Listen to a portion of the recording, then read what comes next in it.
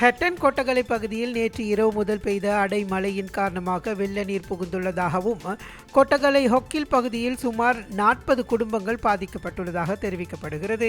இதன் காரணமாக அப்பகுதியில் போக்குவரத்து நடவடிக்கைகள் பாதிக்கப்பட்டதுடன் பாதசாரிகள் மற்றும் வர்த்தக நிலைய உரிமையாளர்கள் பல்வேறு சிரமங்களை எதிர்கொண்டுள்ளனர். மேலும் தாழ்வான பிரதேசத்தில் வாழ்கின்ற குடியிருப்பாளர்கள் அவதானத்துடன் இருக்கும்படி அதிகாரிகள் பணிப்புரை விடுத்துள்ளதாக குறிப்பிடப்பட்டுள்ளது. அந்த வீடுகளில் வசிப்பவர்கள் தற்காலிகமாக பாதுகாப்பான இடங்களுக்கு வெளியேற்றப்பட்டுள்ளதுடன் மேலும் தொடர் மழை காரணமாக ஹட்டன் நுவரெலியா மற்றும் ஹட்டன் கொழும்பு போன்ற பிரதான சாலைகள் போக்குவரத்து பாதிக்கப்பட்டுள்ளது. இந்நிலையில் தொடர்ச்சியாக பெய்து வரும் மழையால் மலைப்பகுதிகளில் வெள்ளம் மற்றும் மண் சரிவு அபாய எச்சரிக்கை விடுக்கப்பட்டுள்ளது.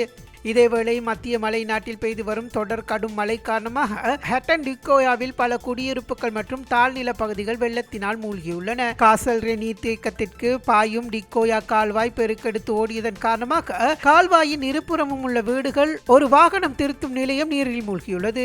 2013ஆம் ஆண்டின் பிறகு டிக்கோயா கால்வாய் பெருக்கெடுத்து ஓடியதன் காரணமாக இது போன்றதொரு பேரழிவு ஏற்பட்டுள்ளது. மீண்டும் டிக்கோயா கால்வாய் பெருக்கெடுத்து ஓடுவதனால் தங்கள் வீடுகள் நீரில் மூழ்கியுள்ளதாக அப்பகுதி மக்கள் தெரிவித்துள்ளனர். இதற்கிடையில் மகவெளி ஆறு பெருக்கெடுத்து ஓடியதன் காரணமாக நாவலப்பட்டி பகுதியில் உள்ள ஒரு சுற்றுலா விடுதி நீரில் மூழ்கியிருந்தது.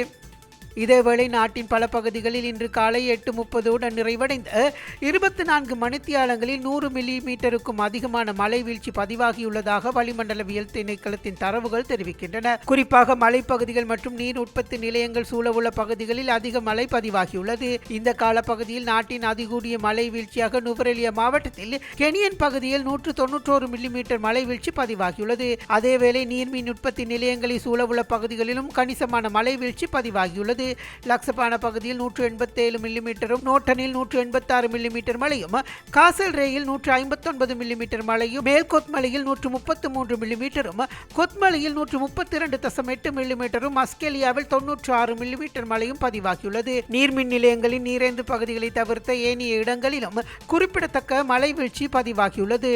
டிக்கோயா பகுதியில் 127 மில்லிமீட்டரும், ஒட்லண்ட் பகுதியில் 122.5 மில்லிமீட்டர் மழை வீழ்ச்சியும் பதிவாகியுள்ளது. மேலும் அம்பேவல மற்றும் குடாஓயா ஆகிய இடங்களில் தலா 118 மில்லிமீட்டர் மழை வீழ்ச்சி பதிவாகியுள்ளதாக வானிலை அறிக்கை தெரிவிக்கின்றது. இதேவேளை கலனிகங்கையின் தாழ்நில பகுதிக்கு முன்னதாக வெளியிடப்பட்ட வெள்ள அபாய எச்சரிக்கை அடுத்த 48 மணித்தியாலங்களுக்கு மேலும் நீடிக்கப்பட உள்ளதாக நீர்ப்பாசன திணைக்களம் தெரிவித்துள்ளது. இதனால் தாழ்நில பகுதிகளில் வசிக்கும் பொதுமக்கள் மிகுந்த அவதானத்துடன் செயற்படுமாறும் அறிவுறுத்தப்பட்டுள்ளனர். அத்துடன் அந்த பகுதிகளின் வழியாக குறுக்கு வீதிகளில் பயணிக்கும் வாகன சாரதிகள் எச்சரிக்கையுடன் செயற்படுமாறும் அறிவுறுத்தப்பட்டுள்ளனர். மேலும் நிலைமையை தொடர்ந்தும் கண்காணிக்க தேவையான முன்னெச்சரிக்கை மற்றும் அவசர நடவடிக்கைகளை மேற்கொள்ளுமாறும் அனர்த்த முகாமைத்துவ மத்திய நிலையம் அதிகாரிகளுக்கு அறிவுறுத்தியுள்ளது. இதேவேளை கண்டி மாவட்டத்தின் பஸ்பாகே கோரலை மற்றும் கங்கைஹல கோரல் ஆகிய பிரதேச செயலக பிரிவுகளுக்கு தேசிய கட்டிட ஆராய்ச்சி நிறுவனத்தினால் 3ஆம் கட்ட மண் சரிவு எச்சரிக்கை விடுக்கப்பட்டுள்ளது. தொடர்ந்து நிலவும் சீரற்ற வானிலை மற்றும் பலத்த மழை காரணமாக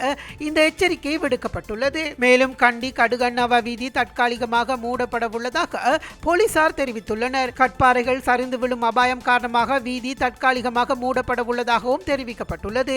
இதேவேளை மகவெளி கங்கை பகுதியில் அமைந்துள்ள பேராதெனிய பல்கலைக்கழகத்தின் சரசவிமெதுர விடுதியின் கீழ்த்தளத்தில் தங்கியிருந்த மாணவர்கள் வெள்ளப்பெருக்கு காரணமாக பாதுகாப்பான இடங்களுக்கு வெளியேற்றப்பட்டுள்ளனர்.